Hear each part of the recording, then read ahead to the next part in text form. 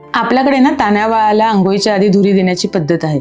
आधीच्या काळात धुरी देत असत आणि ते योग्यही होतं. परंतु काय होतं, आधीच्या काळातली जी घरं होती त्याच्या भिंती ह्या शेणाच्या आणि मातीच्या होत्या. छतही गवताचं होतं, त्यामुळे बरेचदा किडे, कृमी आणि मुंग्या घरात येत असत. त्यांची विल्हेवाट लावावी म्हणून धुरी केली जात असत. काय होतं, बरेचदा मला असं सांगितलं जातं की आम्ही औषधी धुरी देतो, लसणाची धुरी देतो, ओव्याची धुरी देतो. आपल्याला हे समजून घेणं अगदी गरजेचं आहे की कुठलीही ऑर्गॅनिक गोष्ट आपण जाळली की त्याचं रूपांतर हे कार्बन डायऑक्साईड आणि कार्बन मोनॉक्साईड मध्ये होतं आणि हे दोन्ही वायू विषारी आहेत. या दोन्ही विषारी वायूंचे कण हे बाळाच्या फुफ्फुसात जातात आणि बाळाला फुफ्फुसाचे विकार होऊ शकतात. त्यामध्ये बाळ दमा, allergic bronchitis, hyper reactive airways असे आजार होऊ शकतात. एक्स्ट्रीम केसेसमध्ये आम्ही असं बघितलं आहे की ना, दारं खिडक्या बंद करून धुरी दिली जाते आणि खोलीमध्ये कार्बन डायऑक्साईडचे प्रमाण, कार्बन मोनॉक्साईडचे प्रमाण इतके वाढते की अगदी आया बेशुद्ध पडलेलेही आम्ही बघितले आहेत. त्यामुळे आजकालच्या जगात जिथे प्रदूषण खूप आहे तिथे तान्ह्या बाळाला धुरी देणे अगदी अयोग्य आहे.